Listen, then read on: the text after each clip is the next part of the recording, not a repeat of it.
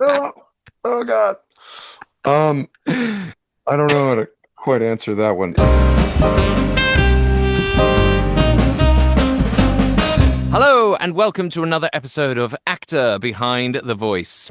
In 2008, the video game Star Wars: The Force Unleashed was released, and the Star Wars universe would never be the same again. Though many, like myself, knew Sam from his role as Davis Bloom in Smallville, Sam would go on to voice numerous characters in the Star Wars universe, most notably as Darth Maul, a role he continuously reprises. A myriad of voices, a wellspring of talent, a knowledge of the galaxy far, far away that knows no bounds. It is, of course, the iconic Mr. Sam My Witwer. goodness, what an intro. Yeah, you went for it. I better measure up now. This I take is pride in my intros. I really do. I really go for it. Yes. I was like, Hello. How you doing, Alistair? I was trying to, I was debating with myself, like, what I wanted to talk to you more about, because Hmm. I think, when we first met, I did mention to you a lot that I watched Smallville from like start to Hmm. finish. So I was like, do I want to talk to Sam about Smallville? Do I want to do that? No, this is a voiceover podcast. I should probably talk about Star Wars and Right. other voiceover because, yeah, we can, of course, mention Smallville. Hmm. You had obviously done stuff before that, but would you consider Smallville like your biggest role by that point, or? Yeah, I think so because Smallville had this and still has this huge audience, right? So that was an opportunity to play to that type of audience, younger people, all that stuff. I think just before Smallville, I did The Mist with yeah, in fact I did. Yeah, just before Smallville, I did The Mist with Frank Darabont. So that was Yeah. funny enough, I think a similar audience in that was a horror movie, Stephen King audience. Hmm. But at the time, yeah, Smallville was because up until then it was recurring roles and stuff like that on various TV shows, and this was, I think, the big change for Smallville was that they wanted me to play this sort of I don't know, romantic kind of leading man type thing, the way it was described to me, and up Mm. until then I had never done anything like that. So, I remember this was shortly before this, my manager was like, "Hey," because I had a shaved head, and he's like, it's a really great look. It's really working for us. We're getting a bunch of work. Yeah, great. You want to grow your hair out?" And I was like, "How come?" Because I loved just waking up in the morning and I had no hair, so I was, Yeah. and it worked out for Star Killer and stuff. But I'm like, "How come?" And he's like, "Because I want to get you into more mainstream type, more Uh-huh. friendly roles instead Yeah, of yeah, yeah. scaring people all the time." And I said, "Okay." And so I did. And then Smallville came up like almost immediately afterwards. So he was right in that it Wow. opened up a different type of casting. I mean, one of the funny things about, I don't know, the way looks work and the way hairstyles work and all that stuff is that if you shave my head, I look terrifying. And people would say, "No, he is incapable of playing someone nice or a romantic leading man or something like that." But then depending on how I grow my hair out, it's quite the opposite. I remember auditioning for Sons of Anarchy with Kurt Sutter, and the feedback was, yeah, we really loved his audition. It's just that we would never buy him as a dude who, would bash people's faces in because of his, he just looked too friendly. And this was What? right after I grew my hair out because so Yeah. before that it was he does nothing but He's bash too people's faces scary. in. Yeah. He's so scary. And then I grow my hair out and they're like, "No, no, no, he's too cuddly. He's never gonna." So, so yeah, I don't know how we got talking about Oh, hair, but here yeah. we are. Um, Casting can be funny like that, which can't is the it? which is the great thing about voiceover is that it's basically, can you do the performance? Can you make it sound right? And if it works, then it works, and people don't really argue with you on that. Doesn't really matter what your hair With looks like. Yeah. Yeah, yeah, yeah, right, exactly. Yeah, I try to act the hair. I really do. Try to put it in my voice. Yeah, yeah. Um, No, you hear it as well. You really hear it. You're like, oh man, I hear the hair flopping in the wind. And you sound harsher when you have a shaved head. It's so that's bizarre. right. Oh man, what's wrong with that guy? Yeah, It I sounds like he's remember about to one. listen. One comment that came through, shortly after that, my agent calls me up. Wonderful, wonderful woman named Kim Dorr, who no longer is in the business. She retired, but she was just like, like my mother. It was amazing. I mean, in the best way. She was my mentor, my mother. She was really, her and my manager, Gordon Gilbertson and Mike Borden, they all would just take such great care of me. And Kim goes, "Hey, Sam, we're gonna have a little talk." I'm like, "What's going on?" Well, I'm like, are the auditions going poorly? She's like, "No, the performance parts are going fine. It's what people are saying about you aside from the acting part." I'm like, "Oh, what are they saying?" They're like, "Well, we love what he did. We're just afraid that he's going to take the leading lady and lock her up in the trunk of his car." And I was like, I'm like, God. "Cam, that's so unfair." And I was like, "Let me just, okay." And I'm like, and it was a particular audition that had happened recently. And I'm like, "Let me just make an argument for why I'm maybe not as friendly in that audition as maybe perhaps they wanted." They weren't. They didn't make any jokes toward me, so I didn't make any jokes toward them. They didn't smile especially toward me, so I didn't smile back at them. It's their room. If they want me to be upbeat and shiny and happy, they got to let me know that's okay by doing it first because Yeah. it's their room. And I remember having a conversation with the casting director about this. She's like, "I just thought you were like kind of scary, kind of a jerk, but you're so nice." I'm like, "Did you ever think to just talk to me?" Like I'm not the kind of Yeah. guy who's going to walk into a room, jazz hands and be like, "Hey, everyone, I'm going to make you laugh." Because if you fail in lighting up the room, then you've already blown in your audition before you even acted. So I always go into an audition just like blank, just neutral. And if Mm, someone makes a joke at me, I will give it right back to them and I will joke with yeah. them. You match But I mean, energy. Yeah. yeah, I mean, I learned at an early age where I would try to make a joke at someone and they just go, "Yeah." And you're like, "Oh, Oh, okay, my audition's over. oh no. I'm never doing this shit again. I'm going to walk in with the one objective of I'm here to do my audition. I'm here to act. And if you want more, then you show it to me. Yeah. What do you want? I'll reflect it back to you, but I'm not gonna come in here and knock your socks off or some bullshit like that. That's so funny though that you said do it when you immediately got Smallville because you were friendlier, more leading Yeah. man. Because though for anyone who hasn't seen Smallville, spoiler, but it's like pretty old show now anyway. But you obviously then iconically turned out to be one of the greatest villains in Smallville. So it is funny how they were like, "Oh, we need you to be They saw it both ways. yeah, yeah." I was Yeah. like, "Wait, but." They still had you be the villain, essentially. But Do we'll some get pretty we'll get nasty stuff. more into that because I did want to ask you about that and Sure. sort of being like put as the villain a lot. But I'm going to ask you, obviously, the way we always start these episodes, which is how did you get into voiceover? Totally by accident. The person responsible for me getting into voiceover would be David Collins, who is an extremely talented voiceover actor in his own right, Hmm. but he's also a musician, a composer, a sound designer, mixer. He's a man who wears 1,000 hats, and David Collins was working at LucasArts at the time. He was the lead audio on The Force Unleashed, and I get a call. He's a very good friend of mine, Hmm. and I get a call from him in like 2007. "Hey, what's going on? Hey, where are you?" "Oh, I'm at my brother's rehearsal dinner." He's like, "Can you step out of the room for a second?" I'm like, "Okay." So I go into like a stairwell, and he's like, "So Darth Vader has a secret apprentice." I'm like, "Whoa, wait, wait, wait, wait!" He's like, "No, no, no, forget that I said that. Forget. Just send me your headshot and your resume and your reel."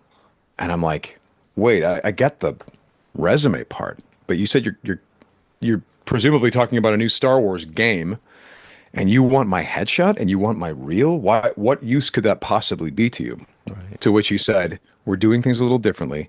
We're doing things that really are not really done in the industry, and it's crazy. You look like the character." And then he hung up, and I had this shaved head at the time. So then he performed sabotage and like dropped my headshot into the pile so that I would get an audition.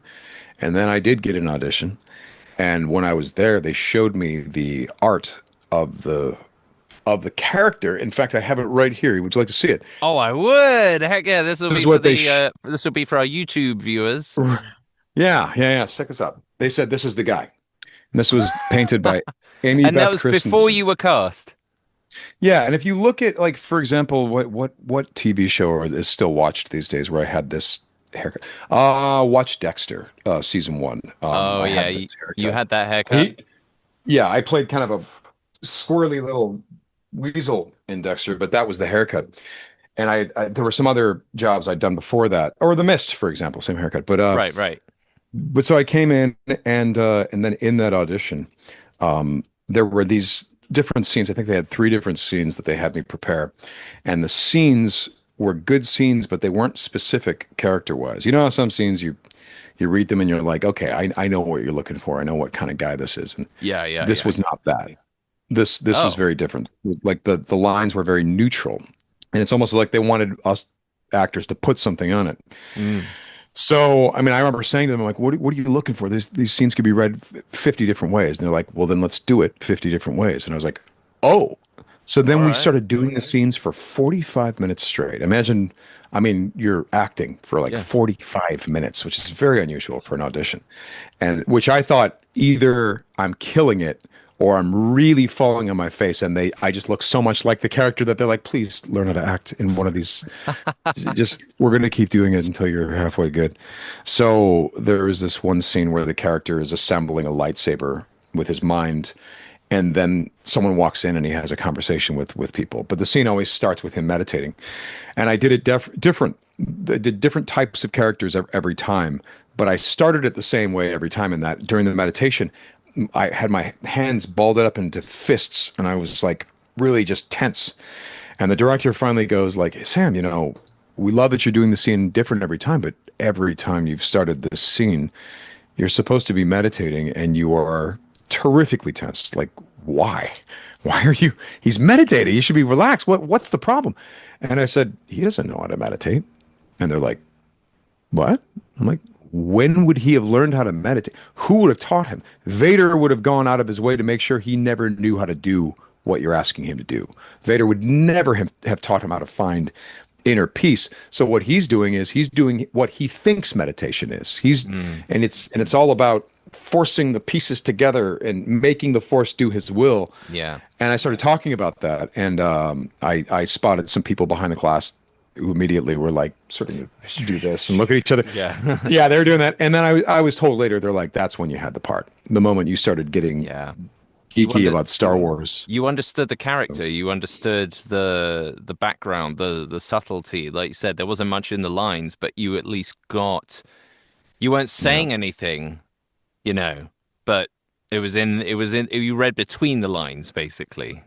Well, and what was spectacular was that Hayden Blackman, who wrote the script, he then, it seems to me, I mean, he revised the script with my tape.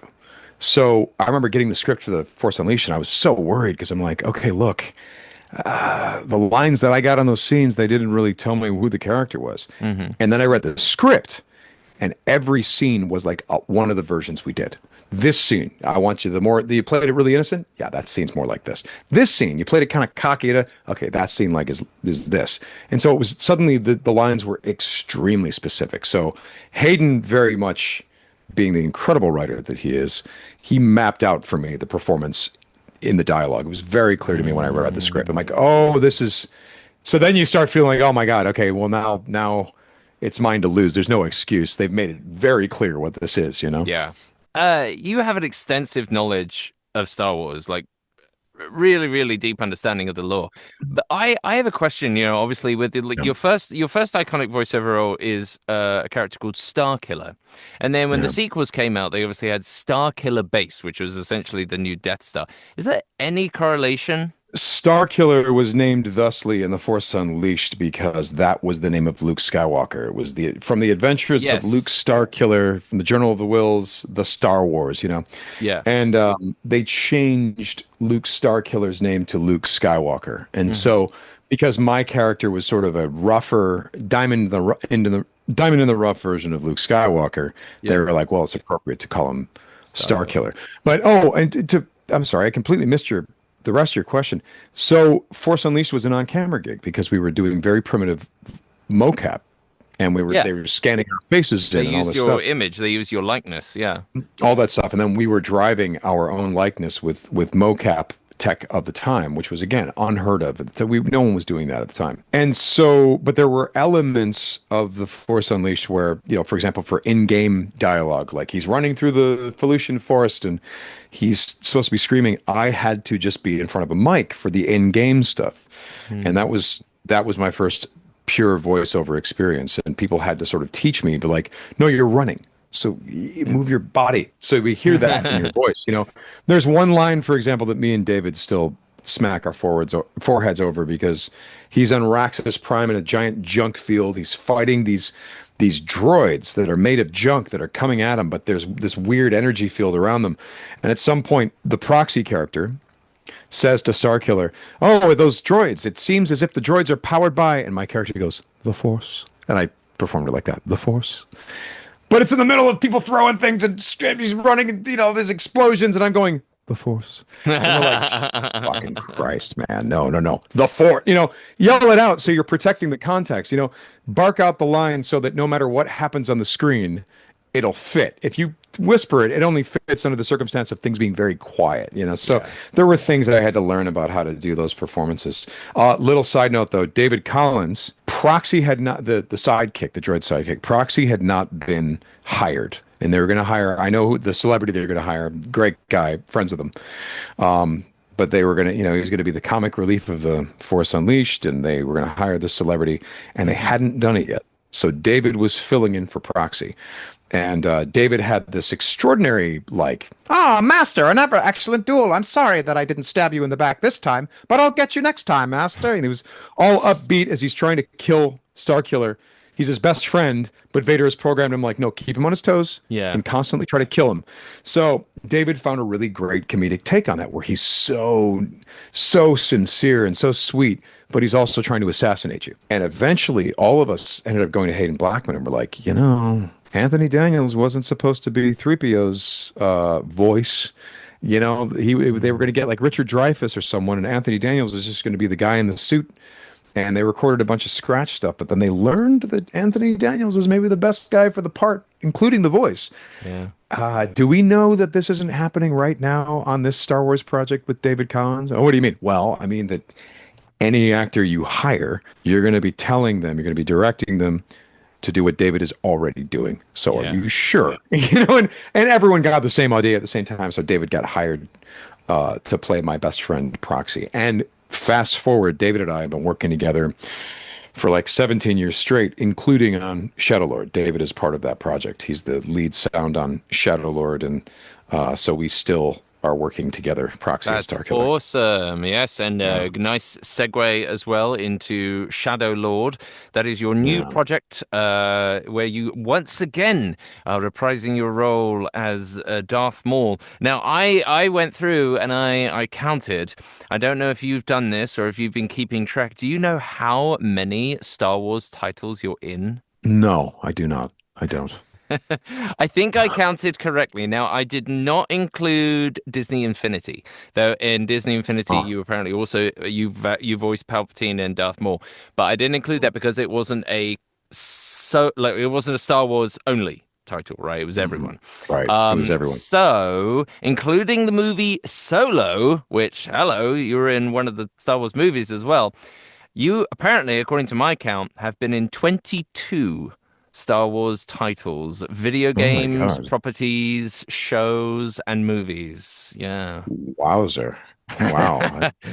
But apparently not apparently you're still not in the most of all Star Wars actors. Apparently I guess I don't know. Some people have outnumbered Who you would there. that be? Is that Anthony Daniels or who I have is no that? idea. I was like, Sam Witwer has to have appeared in most Star Wars, and they were like, no, he's not. Maybe not. Matt Wood. Yeah, it's possible it's Matt. But 22, man, that is amazing. It was like Lego Star Wars and video games and TV shows and movies, and it was. Yeah, well, and thank you, David Collins, because if he hadn't committed his act of sabotage and snuck my headshot in the pile for the audition, I don't have that history with Star Wars going forward. Yeah. So it's a terrifying alternate universe that I don't like to I don't like to But contemplate where I never get to work on Star Wars. so, no, but not just Darth Maul, Palpatine as well. We Yeah. can't just skip over Palpatine. How did that come about? Were you approached because you were already doing Maul, or they just needed? No, that was Force Unleashed. That was I had developed what I thought was an okay Palpatine voice because I was trying to keep a I haven't really told this story, but there was a friend that was in a hospital at the time, and I was trying to keep them company by sending them little sketches of Palpatine saying terrible things, right? So I Yeah. developed sort of a version of the Palpatine voice. So then when we were doing Force Unleashed, I asked, I'm like, is Ian McDermott doing Palpatine in this? And Yeah. they said no. And I said, well, can I do it? And I can only imagine that Hayden Blackman and Dara O'Farrell, who was directing us, they must have been very nervous at that time. Like, oh no, our lead actor, who we need to, we all want to be on good terms with each other, and now he's making completely unreasonable, weird request. And so I asked to do Palpatine. David Collins then goes, he knew this was happening. He's like, okay. We have a read through coming up in 2 days. Do not read Palpatine at that read through. Let's record it a little bit, and I'm going to tweak it, and then we'll show them that. But don't read it at the read through. Don't do it. So don't prepare it. Don't do it. I'm like, okay. Right. So I show up at the read through, and Hayden Blackman's like, okay, Sam, you're going to do Palpatine. Go ahead, pal. I was like, and I'm looking at David like, you told me not to. Yeah, deer in headlights. Like what? Yeah. And so and then suddenly I broke into it, and What and did I you got have a to laugh. say? Well, I remember one of the lines that I said, which was again, let me see if I can do it for you. Hold on. Yeah. Okay. Mm. You are all traitors to the Empire. You will be interrogated, tortured. You will give me the names of your friends and your allies, and then you will die. Yeah, and then you will die got a nice laugh from everyone. Yeah. Um, and then Hayden was just kind of side-eyeing me, and he goes, "Okay, well, we'll see how this goes." Um, I felt very good when I was working with Jimmy Smits, and I'm like, and he's on the mocap stage, and I'm lurking behind the cameras like this, like Yeah. it will be destroyed, and with my hands like this. And Jimmy at some point goes, "Sam, are you doing Palpatine for this project?" I'm like, "Yeah." And he's like, "It's pretty good." And I was like, "Cool," because he works That's with the them real guy. excited. You know when they get still and quiet, you're like, yeah, that's I that's was not that great at it then, though. I've gotten a lot better at it since I then. mean, But that that was was flawless. Like I had so many little nuances and quirks that Ian McDermott does, and his accent is so unique and distinctive, and his well, little and he's different from. Here's the thing: I got to update my Palpatine because he's different from project to project. He's different in the yeah sequel trilogy, then he's different in the prequels, and he's different in Return of the Jedi and Empire Strikes Back. But having said that, it is all recognizably the same character. So yeah. that's the fun of Ian McDermott is he gets to take it off in new directions. Like even in the Kenobi show, what does he say? You seem you seem agitated, my friend. And he's got this sort of kindly grandfather, Do and you have he's to do that with your throat? Because I sometimes have to with certain on characters. Was it every now and then we'll just just give it squeeze that it a touch. little bit for like Squeeze. the older sound, basically, a The sort of more eldest. weathered. Yeah, and I loved in that Ah, project he kept it up here and this and that, and he brought it down for one line. He just goes, yeah. I wonder if your thoughts are clear on this, Lord Vader." Ah, that clear. And then he That goes back up. It seems your feelings for your old master have left you weakened. This is Return to the Jedi. He was 38 at the time when he shot it. mm, So instead of it living down here, it was up here. It was a different range, but again, recognizably the same guy. yeah. You know, you have done well, Lord Vader. Man, that is So yeah, spot on in my opinion. Like, I'm just chasing him depending on where in the timeline the yeah, the thing is. And It's all then voice he just matching. does whatever he wants, which is great. It's brilliant. Yeah, Brilliant. I know. Yeah, it's so fun though to talk to voice actors about all their voice match projects because it's hearing the subtle like you're pointing out the nuances and with someone like that who's like how old were they when they did certain projects? I've this is the first time I've spoken to someone about that because a lot of the other voice matches is just one moment in time and you just have to Right. capture Frozen. that Yeah. moment. Yeah, but with Right. Palpatine, it's decades of So it's a giant map of his yeah. experiences. And also, it's like in his people, it's funny because people also, when it comes to Palpatine and Vader, they forget how fast some of that dialogue is. Or for example, I was working on some, or like Star Trek, right?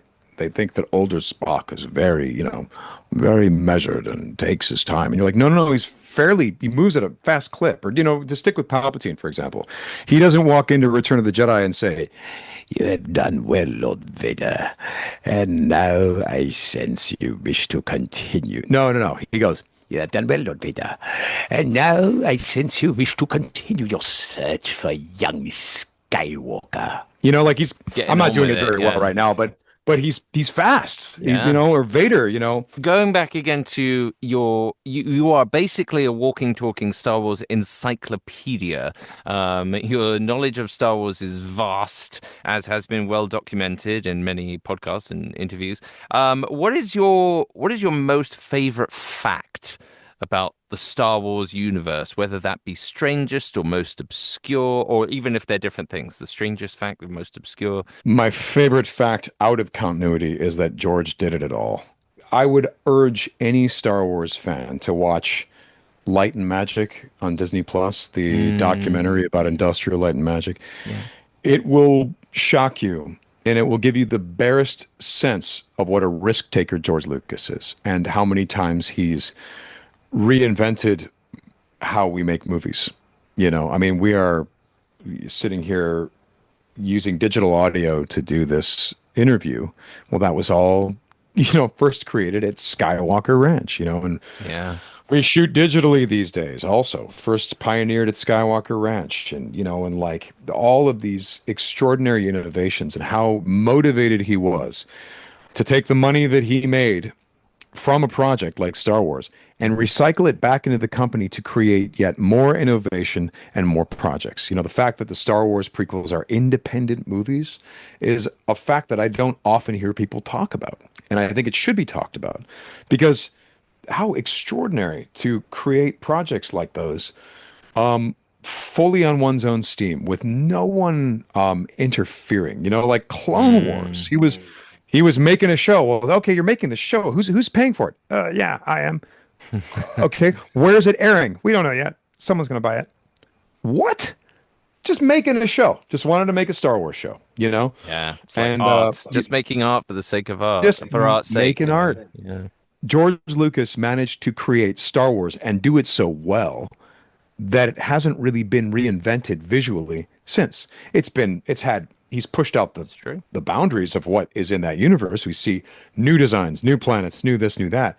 But the 1977 vision of Star Wars is still the central patch in that quilt. That's astonishing. In terms of the in-universe thing, my favorite piece of knowledge that I got in working on the Clone Wars was I was playing the Son of Mortis. So on the voice actor continuum for me, because I did Force Unleashed, Dave Filoni hired me to play a character called the Son of Mortis, which he then described to me that George wanted this guy to essentially be the embodiment.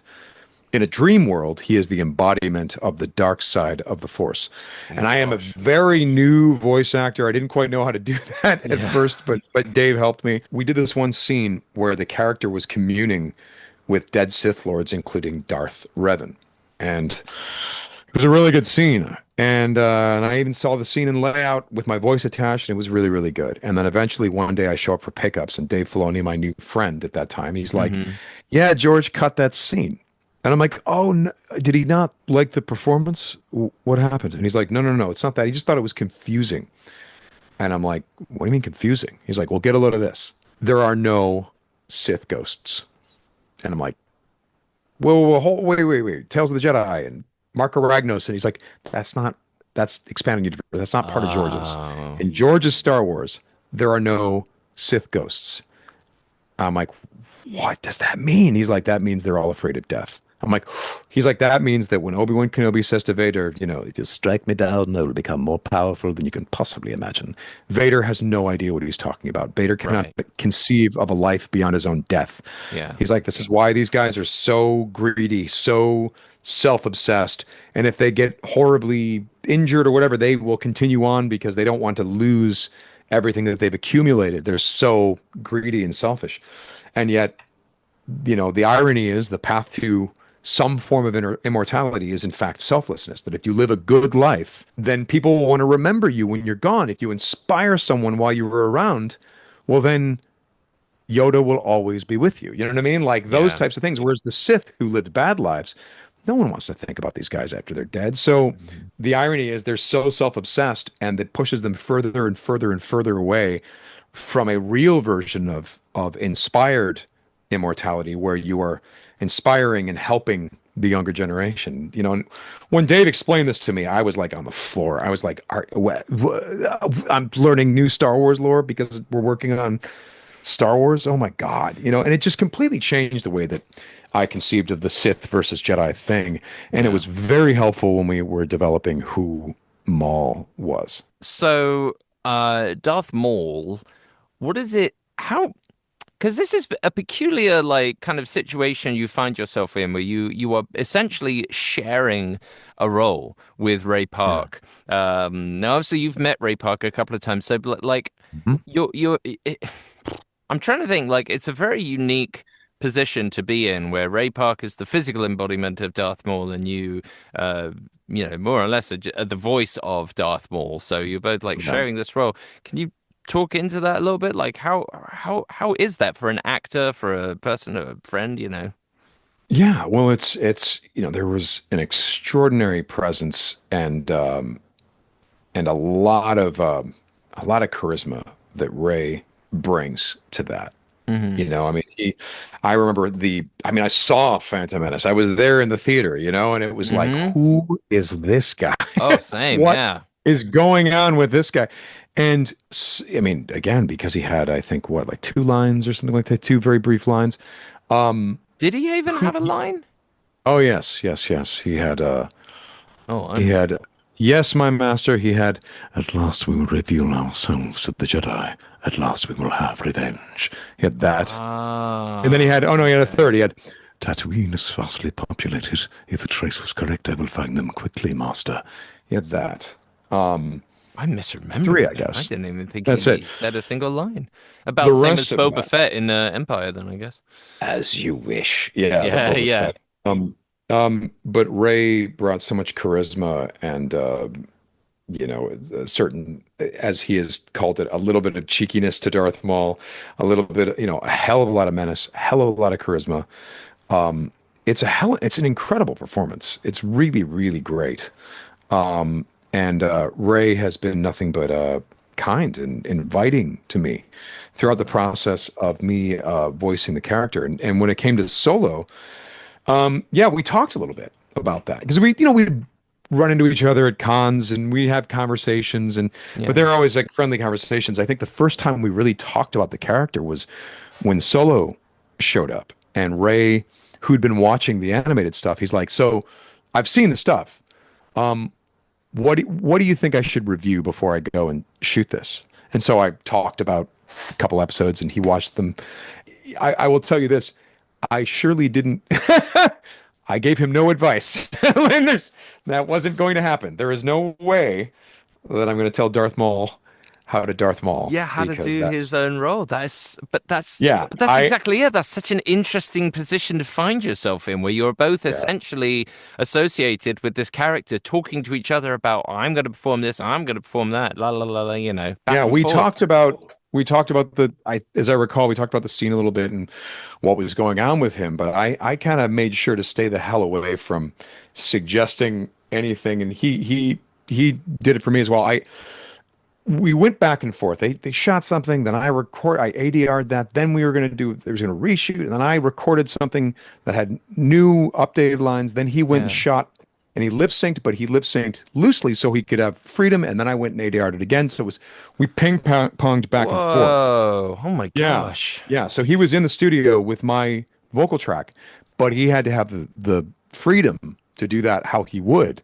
So then I came in and ADR'd again, which is not a bad way of doing it, you know. So that Yeah. basically both of our influences were in there. And what I loved about what he did was that he incorporated the physicality of the animated stuff because Oh, Maul in that's cool. Phantom Menace is very upright and very, yes, my master. Yeah, yeah, And he's yeah. like, and Dave and I always discussed that that was him on his best behavior, and he's being a he's a military. Yes, sir. No, sir. I've waited my whole life for this opportunity, sir. Thank you. But who he was inside was maybe a little bit, you get this guy on a day off and he's going to lounge in a chair a little bit and he may Yeah, yeah. speak a little bit less formally. And we always talked about like there's more going on with that character than yes, sir, no, sir. So Ray, who did this guy, the yes, sir, no, sir, intense, looking forward to the opportunity, but then later on for Solo, he watched the animated stuff and he had the guy who's leaning in the chair a little bit and leaning down and, and just kind of tilting his head. And he had all of that, like he's the crime boss now. He's not Yeah. that young kid looking for an opportunity.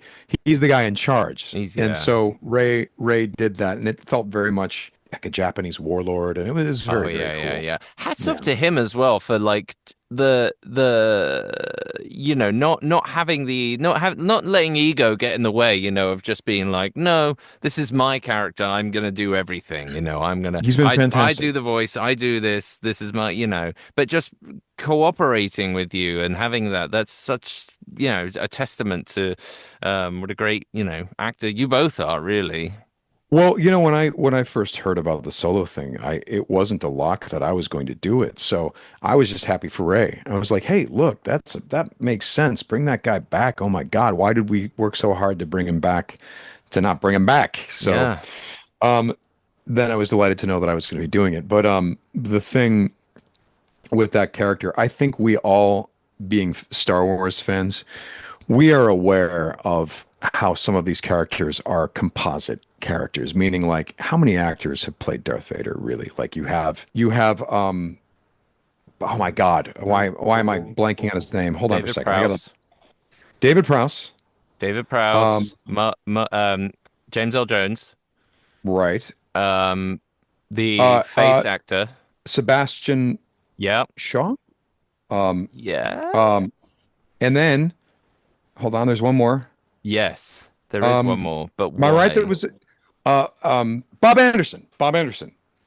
What did He Bob was Anderson doing all do? the sword fighting. Yeah. Ah, yes, yes, yes, yes, yes. So David Prowse So body, James L. Jones voice, Sebastian Shaw face, and then Bob Bob Anderson Anderson was sword fighting, fighting. Yeah, that's four. four just in the Um, original trilogy, and then then you there's add in Christian Hayden Christensen, Haydenson. Yeah, Jake also Hayden Lloyd, Christensen. Yeah, you Jake know, Lloyd. Yeah. um, and there have been, the for the various other performances of the character, Sound you have other people in alikes, those yeah, suits. yeah. And so what you find is that you're like you need all those characters to encapsulate the enormity of Darth Vader. And with Darth Maul, it's I think we kind of understood that was okay, yeah, he's a character that encapsulates more than one actor. And I'm Have because I you certainly can't do what Ray does. yeah, have you seen the footage with David Prowse's original voice? Yes, yes.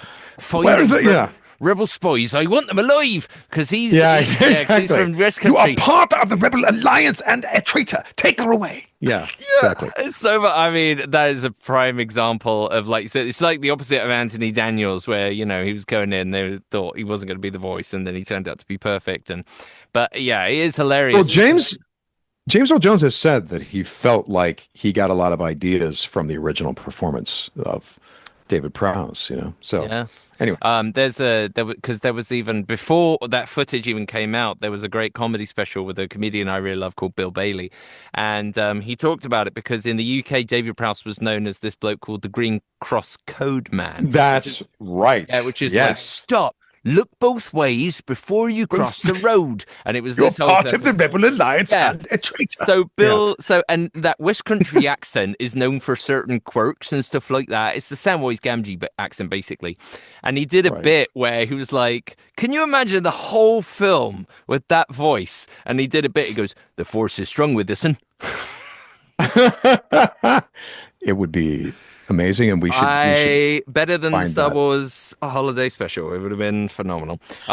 What is your favorite voice to do and why? And not necessarily even one you're paid to do. It could be like, do you do voices around your friends for just funsies or anything Sometimes. like that?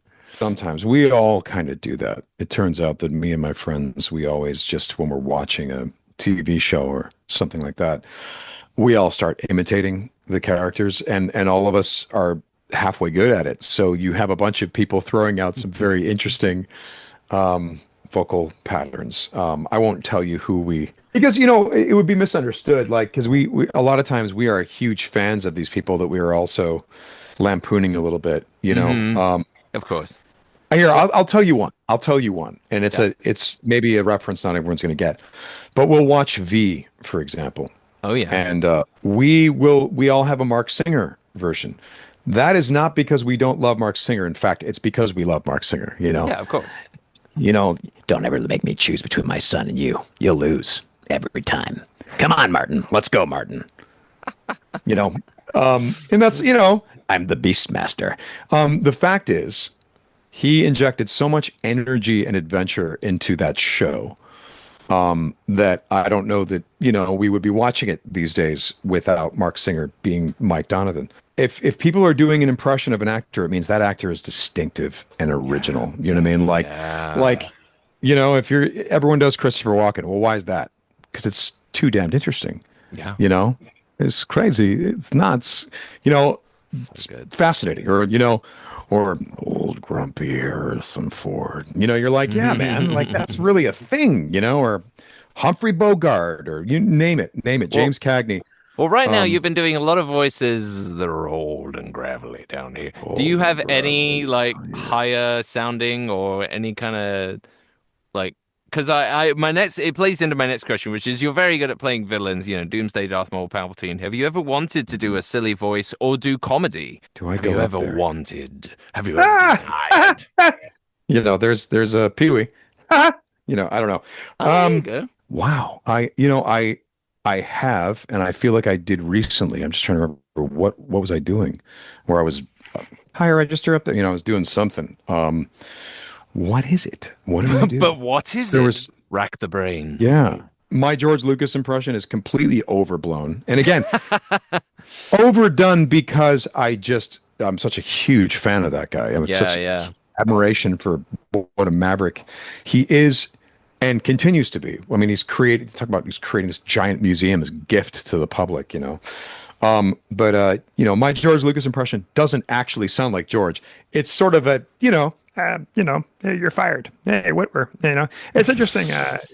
Thinking about Sam Witwer because it's kind of, it's like the hero's journey, but in reverse, where everyone gives him all these opportunities, and he ends up shooting himself in the foot by making fun of the people who feed him, essentially, and he's fired. Yeah. Um, See, I have a theory, and I feel like you're proving it true that a lot of when a lot of comedians are very good at playing evil roles because there's a lot of timing involved with that militia that like since so I feel like it can go the other way, and I feel like you're proving it right now. mhm. You've done so many like menacing Hmm.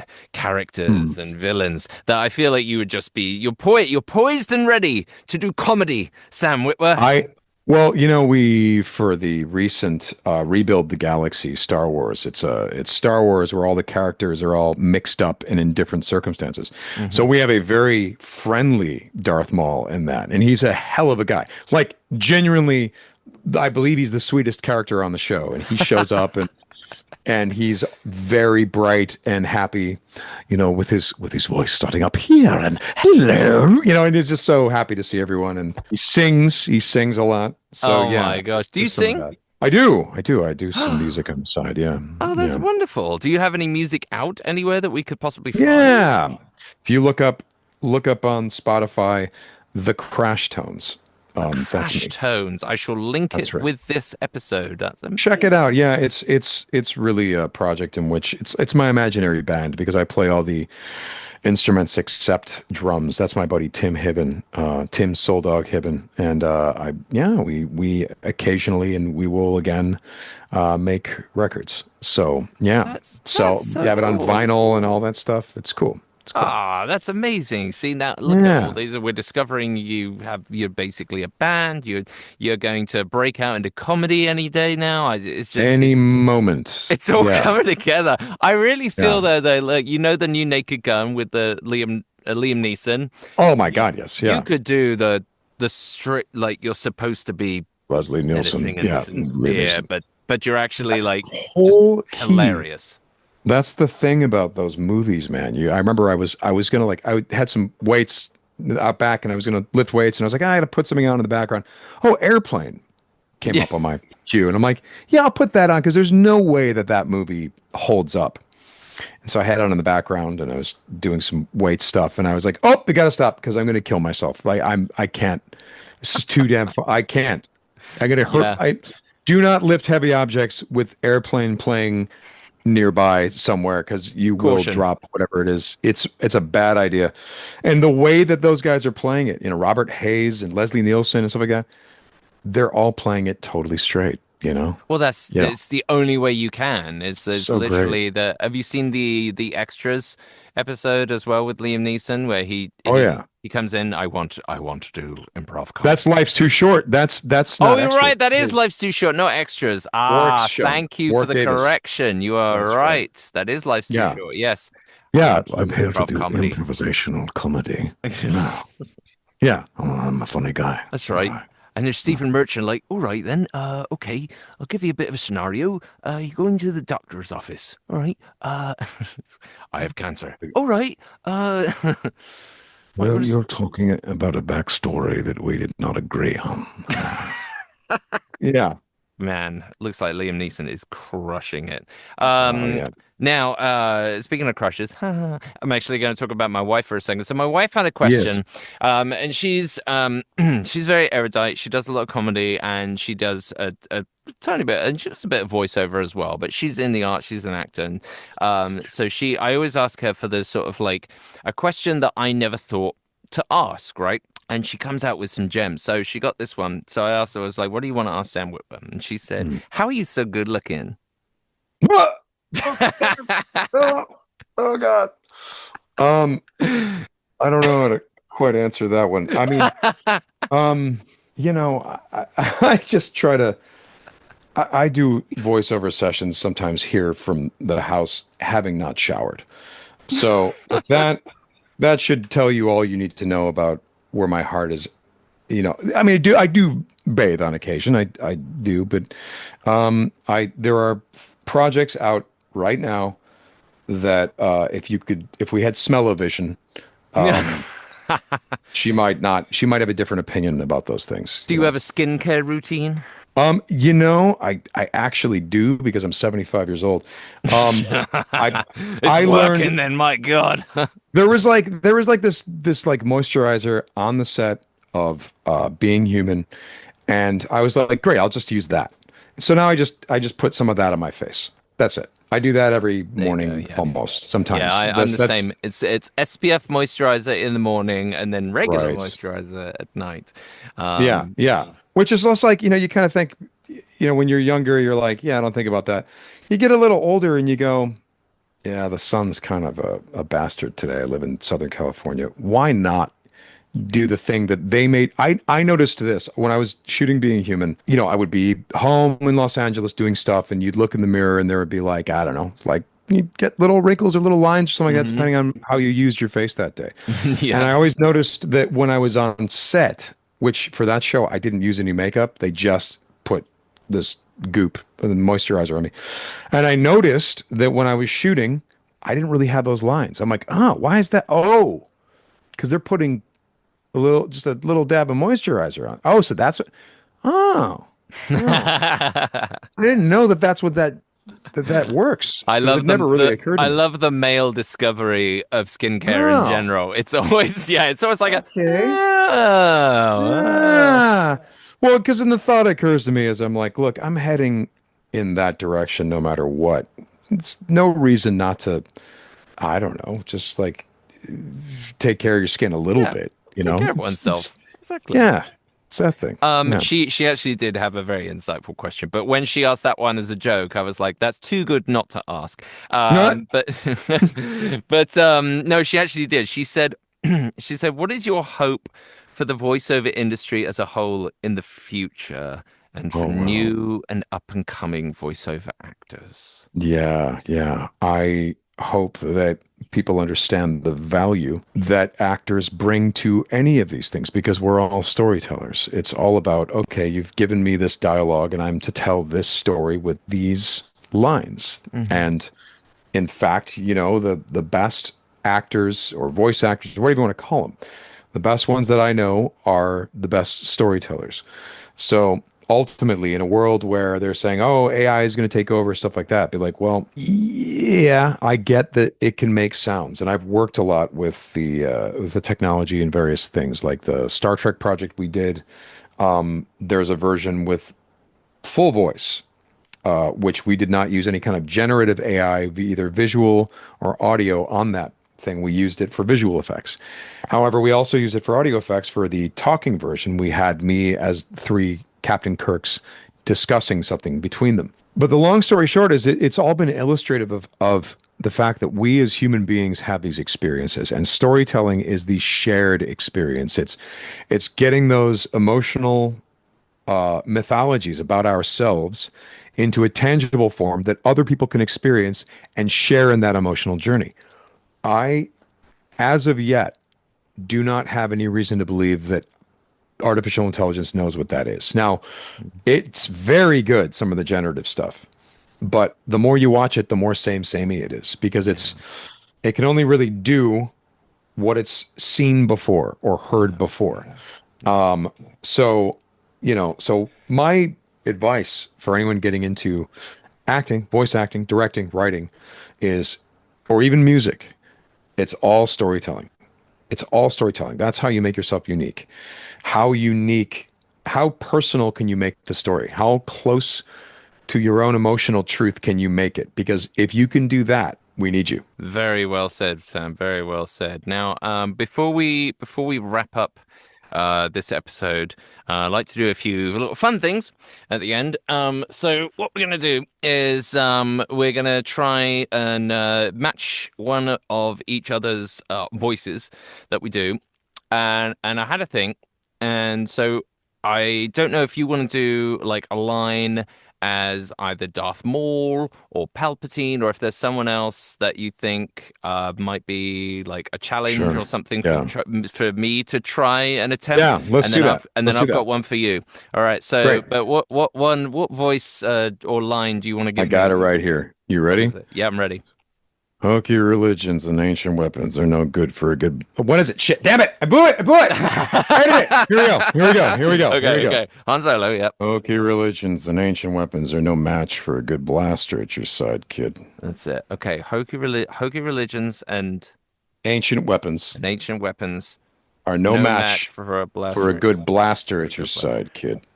I've never done Harrison Ford in my life. Okay, here we go. You gotta make sure that one of your lips is That's flared a little right. bit like this. That's what There you AJ go. that's what Yeah, AJ Lacasio told me as well. that's right. That's right. Hokey religion Hokey It's not bad. religions. Go for it. Go for it. What is it? Hokey religions and ancient weapons are no match for a good blaster at your side. Not bad. Not Yeah. bad.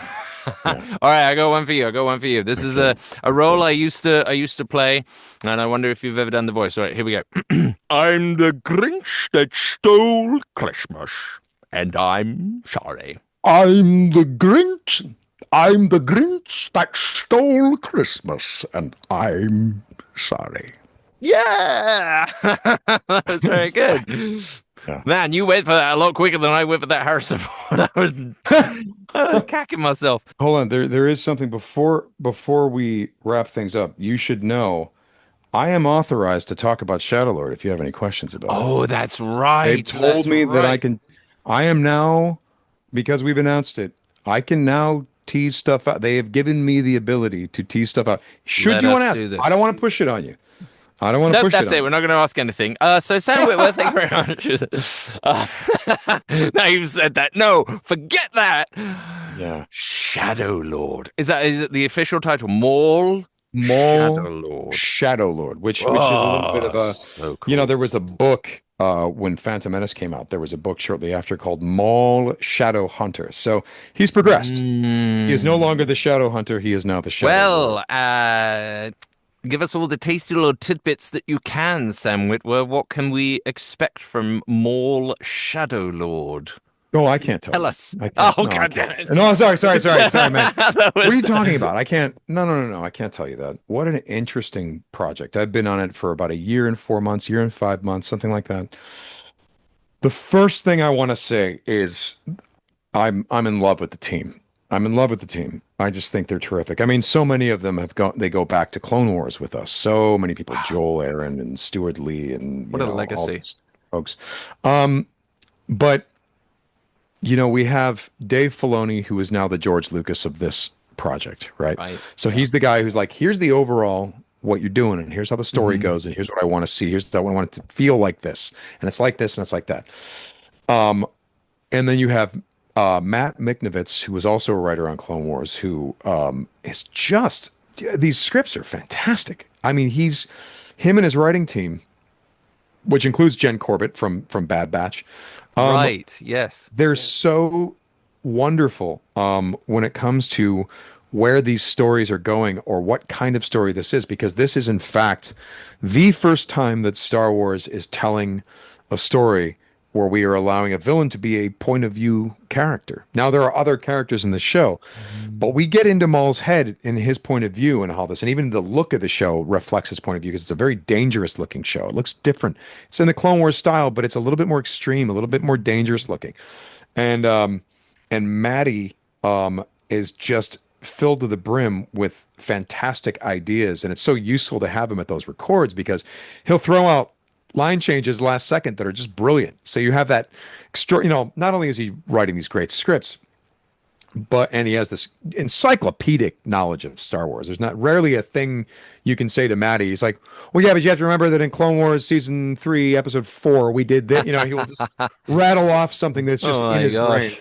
Then you have supporting us all. You have Athena Portillo, who I've known forever since I joined Clone Wars, who I can't tell you the extraordinary privilege of having a producer, your big boss. She's the head of she's the executive producer of the show, uh, vice president of Lucasfilm Animation, and having a producer who refuses to allow you to fail is such an asset because, like any project, things maybe don't go exactly the way you thought, or there's a challenge that you didn't quite get the first time, or there's a million things that happen that will directly impact the quality you see on screen. And she is like the emperor. It is all as she has foreseen. Like she has literally foreseen so many difficulties that we have bumped into. Mm, And we're like, well, what do we do? She's like, I've already got a plan B. We're doing this. yeah. And she has done some really maverick things. I can't get into the specifics, but I could tell if I told you, you'd be like, she did what now? Yeah. She's done some incredibly like Captain Kirkish things that Hmm. have turned defeats into huge victories. Are we going to see And another side of Darth Maul? oh Are we yeah, you're going going to to see all kinds of stuff. And so learn you have something her, new? and then you have as our showrunner, you have Brad Rao, who did the Bad Batch. And Brad is, you have Maddie as the head writer, Brad is the sort of head filmmaker, right? Yeah. And Brad has such a specific vision for how this all needs to go. And he's casting it in the mold of the George Lucas Star Wars, so it has that kind of pace, that kind of storytelling. But Brad has such specific philosophies about how you present the dialogue and how far the dialogue goes, but not too far. You want to give the audience the opportunity to have their own interpretation of everything. Hmm. But further, Brad is probably visually the most specific filmmaker I've ever worked with, and that includes live action, where he can figure out how to cut this lightning fast sequence to give you an impression of very complex geometry and storytelling and character and emotion, all packed within a tight sequence where there's so much going on and you're taking it all in at lightning speed. I mean, he's a masterful visual storyteller and has such a great feel for this story and has such a he's putting his stamp on it in a really amazing way. So I first, before I say anything about the actual story, I had to give it to my team because they're brilliant. But in terms of the story, it's fascinating because it is somewhat of an ensemble and there are all these characters with their different personalities. But at the heart of it, it's bad guys versus worse guys. And the worst guys are these people with no honor, no guiding principles. And surely you have the Empire out there because this takes place at the very beginning of the Empire. Oh, really? And they're out there and they're nasty. We it's compatible with anything you've seen, including some of the worst things in Andor. It's all there with the Empire. And then you have people like Maul who are nasty as hell, but maybe not. There are a couple of things they refuse to do. Yeah. There's that little shred of honor, little shred of loyalty that these characters have that we're following them that distinguish them. Now, we never go so far as to make Maul into a cuddly teddy bear that you was just misunderstood. But what we do a lot of is humanize his motivations. And that you start understanding that Maul doesn't do what he's doing because he's mean or he wants to hurt someone's feelings or he wants to kill someone. He does it because in his world, it's the only rational choice. You can only do this. So, it's and it's interesting because we're treating this show, you kind of have to approach these shows, I think, like someone who hasn't seen Star Wars can watch it. You really do have to do that because and can someone who hasn't seen Star Wars watch very much so. Shadow Lord? Yes, because much like A New Hope, our first on-ramp into the story is through characters who are not Maul. Right. Mm-hmm. Much like 3PO and R2 so bring us to Luke Skywalker. Their eyes. Yeah. Yeah. And those characters are highly relatable in terms of who they are, what their jobs are, and they're also good people. So, so just like R2 and 3PO bring us to Luke Skywalker, Maul, who's certainly present in the beginning of the story, you get introduced to him. And I think that's very effective because characters like Maul, I mean, my God, you want the door to open, and everyone to go, oh my God, who's that? Just like Qui-Gon and Obi-Wan when they see Maul in the exactly. Yeah. By the end of the season, we get very personal with this character, and we go more personal with him than we do with any other character, which is great. We learn some new things. We get deeper into his motivations, and part of the challenge there is that again, because we're treating this and all of these characters, you have to treat them like they're new characters. You have to treat them like we've never met them. Here's this character. Oh, you're a new Star Wars. You want to know what Star Wars is about? Here, watch our show. We are also aware of the character's history. And the character's history, we have 15 years of history with this character, or no, more than that. Going back to Phantom Menace, I have 15 years of history. Star Wars has... now 26. Yeah, tons of history with this character. Yeah. We're staying with this sort of Star Wars...